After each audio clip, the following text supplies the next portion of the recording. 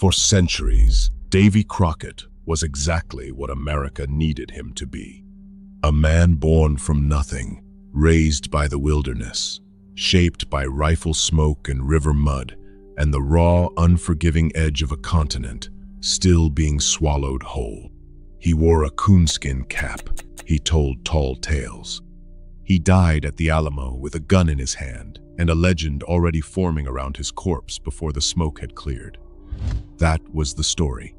That was the version that got printed in the books and sung in the ballads and sold to generations of American children who wanted to believe that somewhere out there a man like that had actually existed. But there is another story, a quieter one that did not live in the mythology or the frontier ballads or the autobiography that Davy Crockett published with a little help from a political ally in Kentucky. This story lives in the DNA, in the chromosomes, in the genetic record that does not care about coonskin caps or congressional speeches or the carefully constructed image of a backwoods hero who just happened to keep winning elections. And what the DNA reveals about Davy Crockett's true ancestry does not destroy the legend. It does something far more interesting than that. It complicates it. It deepens it. It reveals that the man who built one of the most durable myths in American history was himself built on a foundation that his own family may not have fully understood. This is the story of what science found and why it matters. There is a version of Davy Crockett that almost every American knows, even if they cannot quite explain where they learned it. The coonskin cap is part of it. The long rifle is part of it. The bear hunting and the boastful speeches and the particular brand of loud, unpolished genius that the frontier seemed to produce in certain men and nowhere else. Crockett understood that image. He cultivated it with a shrewdness that his legend tends to obscure because shrewdness does not fit neatly into the mythology of the natural-born hero. He wrote an autobiography. He gave speeches full of homespun metaphors and rustic humor that played to the crowds, who wanted their representative to sound like them rather than like the polished men of the Eastern establishment. He knew what he was selling, and he knew who was buying it. The image of Davy Crockett as a quaint yet brave frontiersman was not an accident. It was a construction. A careful, deliberate construction built by a man who understood power well enough to know that the right story told the right way could take a poor boy from the Tennessee backwoods all the way to the United States House of Representatives. But constructions rest on foundations, and foundations have histories, and the history beneath the Crockett myth is older and stranger and more specifically documented than the legend ever suggested. Because before there was a coonskin cap, there was a family. And before there was a family, there was an origin. And that origin is exactly where the DNA goes looking when the mythology finally runs out of road. The legend said one thing about where Davy Crockett came from. The science said something else entirely. The story that the Crockett family carried for generations had a certain elegance to it. French Huguenots, Protestant refugees, fleeing Catholic persecution in the Old World and finding their way eventually to the New One. It was the kind of ancestry that explained things. It explained the stubborn independence. It explained the refusal to bow to authority. It explained the name itself, which in its original French form was something closer to Crockettan, an aristocratic-sounding construction that conjured images of European nobility and old-world prestige before it got trimmed down and anglicized into something a Tennessee voter could actually pronounce. Davy's grandparents had made that journey, according to family tradition.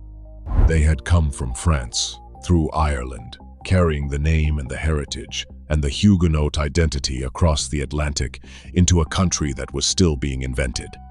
By the time John Crockett was born in Virginia, and by the time his son Davy arrived in 1786 in what is now Tennessee, the French noble origin was simply part of what the Crocketts were.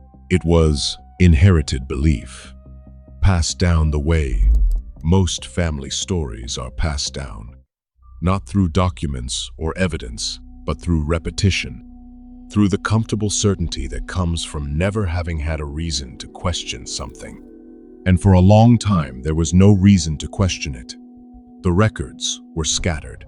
Colonial America was not a place that kept meticulous documentation of every family's movement and origin. Papers were lost. Memories drifted. The gap between what families believed about themselves and what could actually be verified was wide enough to hold an entire invented ancestry without anyone noticing. Then the DNA arrived, and it does not accept inherited belief as evidence. It only accepts what is actually there. Genetic genealogy did not arrive quietly.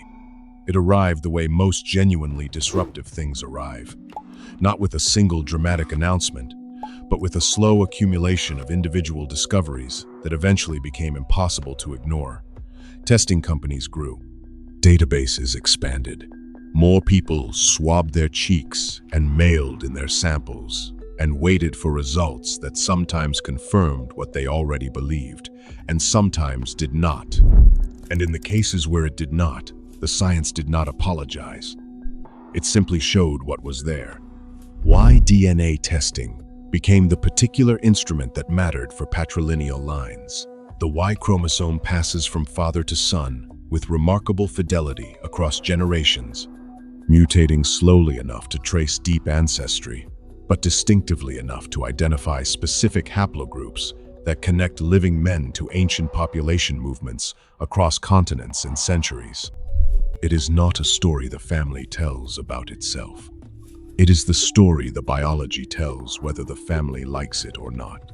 Researchers and genealogists began applying these tools to historical figures and their documented descendants. The Crockett line was not immune to this scrutiny. Descendants of the Crockett family submitted their DNA. The results were compared against the haplogroup signatures that would be expected if the French Huguenot origin story were accurate. French ancestry of that era carries specific genetic markers. Those markers are identifiable. They are consistent, and they are either present in the Y DNA or they are not. They were not. What the testing returned instead was something that pointed not toward the French interior or the Protestant refugee communities of the Old World, but toward the British Isles, toward the specific genetic signatures of populations that had lived for centuries along the Atlantic fringe of Europe. The coonskin cap was still standing, but the foundation beneath it had just shifted permanently. The haplogroup that emerged from the Crockett Y DNA testing did not point to France. It pointed west and north of France, across the Channel, into the British Isles, into the specific genetic landscape shaped by centuries of population movement along the Atlantic coast of Europe. The markers were consistent with English and Scots-Irish ancestry, the kind of deep regional signature that accumulates over generations in communities that stayed put long enough for the DNA to crystallize into something identifiable and specific. This was not a minor adjustment to the family story. This was a fundamental reorientation. The French Huguenot narrative had functioned as the explanatory origin for everything that followed. The name, the independence, the particular flavor of stubborn Protestant individualism that seemed to run through the Crockett line like a current. If that origin was wrong, then the explanation built on top of it was wrong too, and something more accurate had to be found to take its place. What the British Isles signature suggested was a far more common American story than the Crockett legend had implied. Scots-Irish immigration into the American colonies and then into the Appalachian frontier was one of the defining population movements of the 18th century. These were not aristocrats. They were not refugees from religious persecution in the French sense. They were tenant farmers and laborers and small tradespeople who crossed the Atlantic in enormous numbers and pushed steadily westward into the interior of a continent that kept offering them more land than they had ever had access to in the Old World. It was not a glamorous origin. It did not have the romantic specificity of the Huguenot story, but it was accurate. And accuracy has a way of mattering more than romance when you are trying to understand what something actually was, rather than what it preferred to be called. The Scots-Irish thread that runs through the Crockett DNA is not a thin one.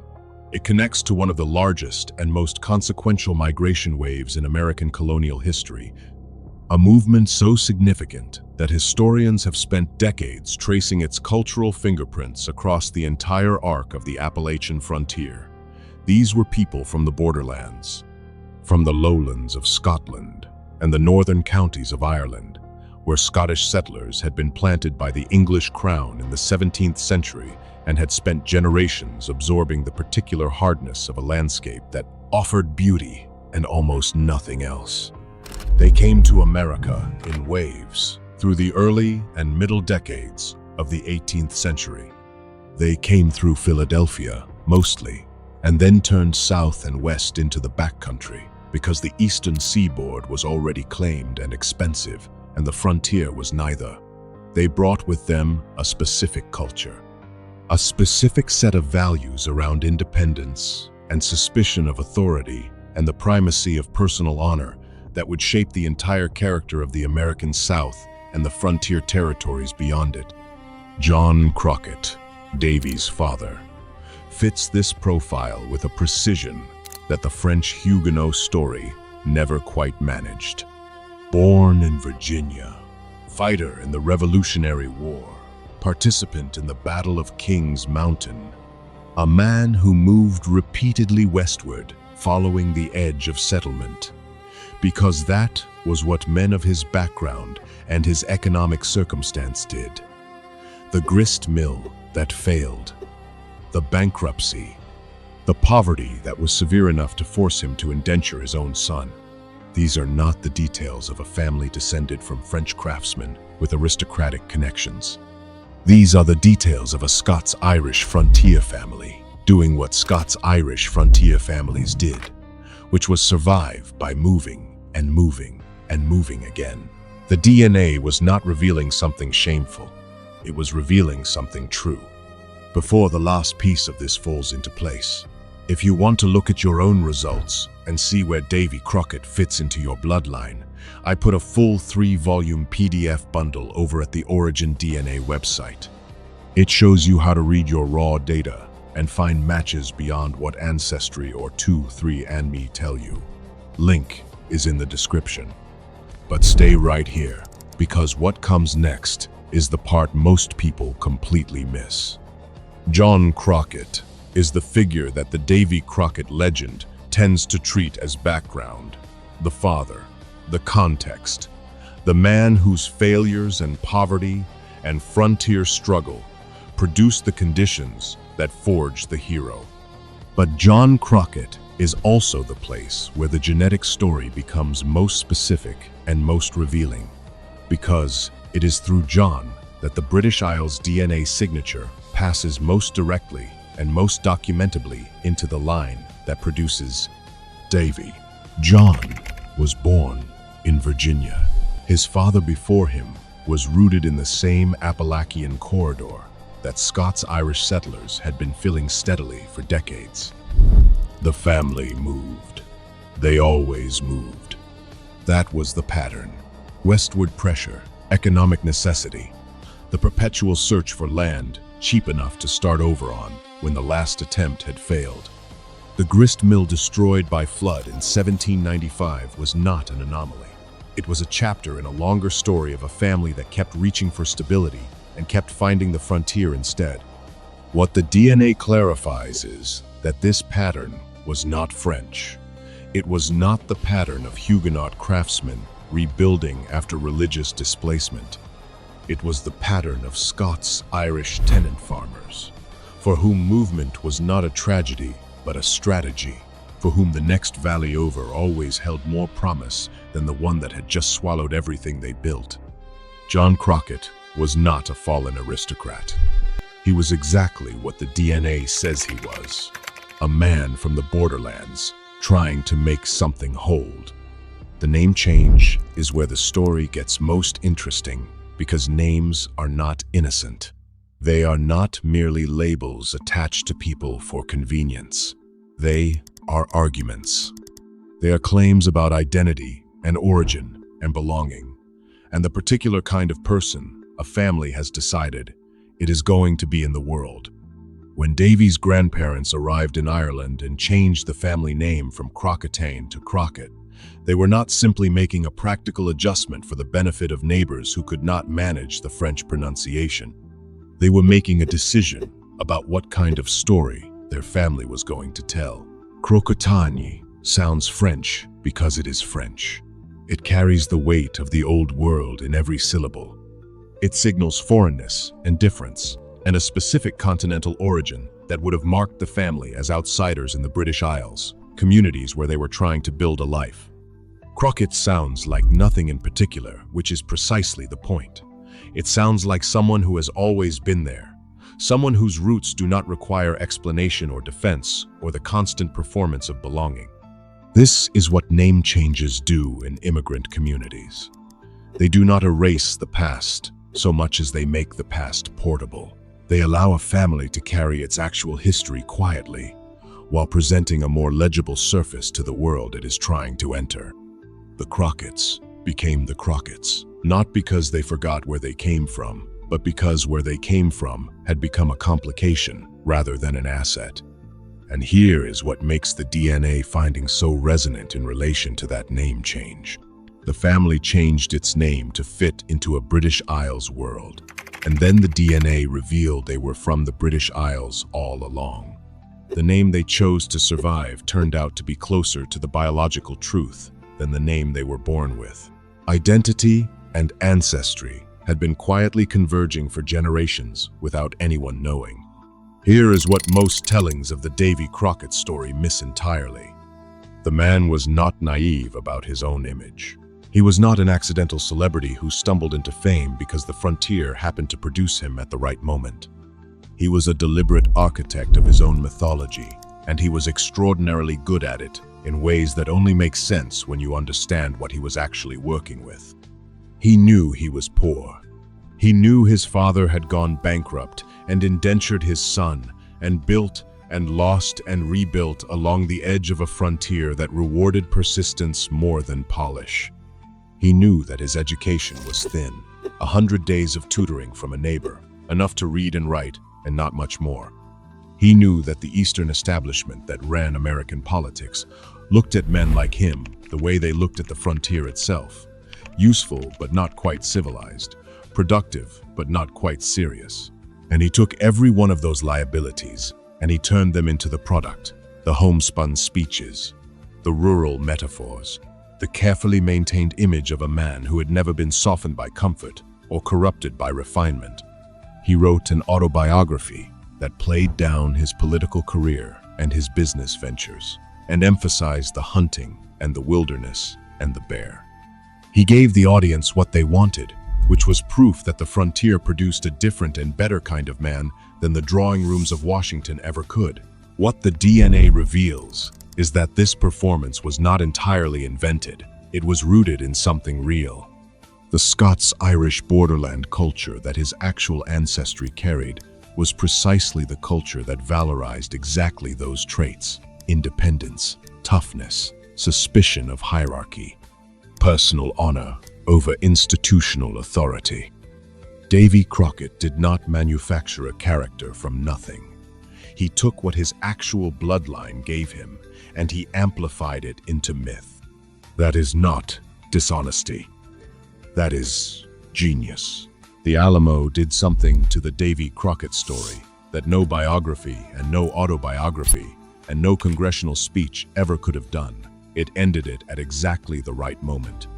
A man who had lived by the cultivation of his own legend died inside the most dramatic military engagement on the North American continent in 1836, and the legend calcified instantly around the circumstances of his death in ways that made everything that came before it permanent and untouchable. He arrived at the Alamo in February of that year, having followed his own rhetoric all the way to Texas. He had told his constituents after his final electoral defeat that they could go to hell and he would go to Texas and he had meant it literally.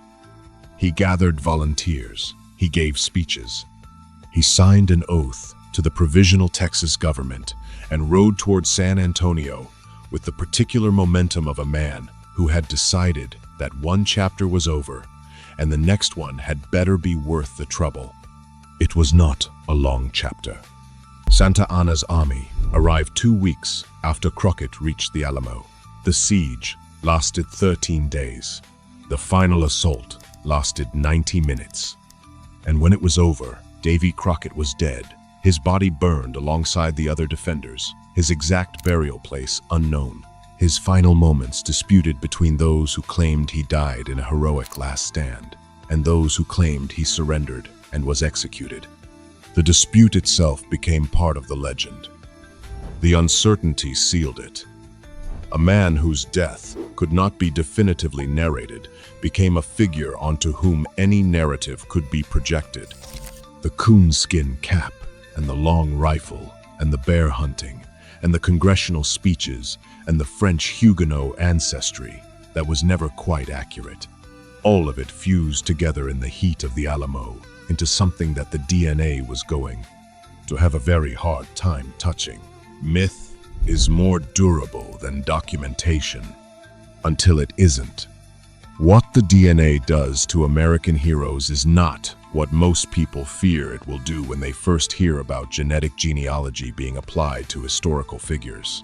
The assumption is that the science arrives as a kind of demolition crew, that it shows up with evidence and dismantles the legend brick by brick until nothing is left but a corrected Wikipedia entry and a vague cultural disappointment. That is not what happens. What happens is stranger and more useful than demolition. What the DNA does is reveal the actual story underneath the constructed one. And the actual story is almost always more interesting than the myth, because it is specific in ways that myths are not allowed to be. Myths require a certain smoothness, a certain removal of inconvenient texture. The French Huguenot story was smooth. It explained the name and the independence and the Protestant stubbornness, and it did so without requiring anyone to look too closely at the tenant farmers and the failed mills and the indentured sons and the borderland culture that the actual DNA was pointing toward all along. The Scots-Irish reality is rougher than the Huguenot myth. It is less romantic in the conventional sense. It does not come with aristocratic echoes or refugee heroism, or the particular glamour of old-world persecution survived. What it comes with instead is something more American in the deepest sense. Ordinary people moving toward opportunity. Families reinventing themselves on the frontier, not because they were fleeing something noble, but because they needed land and the land kept being further west. And Davy Crockett, the real Davy Crockett, the one the DNA describes, came from those people. He was those people distilled into a single extraordinarily charismatic individual who understood his own moment well enough to turn the truth of his origins into the most enduring frontier legend America ever produced. The science does not erase that. It explains it. The legend of Davy Crockett was never really about Davy Crockett. It was about what America needed to believe a certain kind of man could be, self-made, wilderness forged, unpolished by design, and unstoppable by nature. The coonskin cap was always a symbol, more than a fashion choice, and the symbol was doing specific cultural work that had very little to do with the actual man wearing it. The actual man was more complicated. He came from Scots-Irish borderland stock whose DNA carried none of the French noble origin his family had believed in for generations. He was poor, in ways the legend softened and shrewd, in ways the legend overlooked and politically ambitious, in ways that sat awkwardly alongside the image of a simple backwoodsman who just wanted to hunt bears and tell the truth. He built his myth deliberately, and he built it well, and then he died inside it at the Alamo, before anyone could complicate it. The DNA complicates it now, not to diminish it, but to complete it. Because the real story, the Scots-Irish immigrant story, the borderland culture story, The family that changed its name and moved westward and kept failing and kept going story. That is not a lesser story than the Huguenot myth. It is a truer one. And truth has a weight that myth cannot quite match, no matter how long the myth has been running. Davy Crockett was not descended from French nobility. He was descended from people who crossed an ocean with almost nothing and pushed into a continent that offered everything if you were willing to keep moving. That is a genuinely American story. It always was. The DNA just finally said so out loud. Thanks for watching. Before you head out, don't let your DNA profile just sit there collecting digital dust. Tap the link in the description to download your ebook and finally make sense of it all tonight.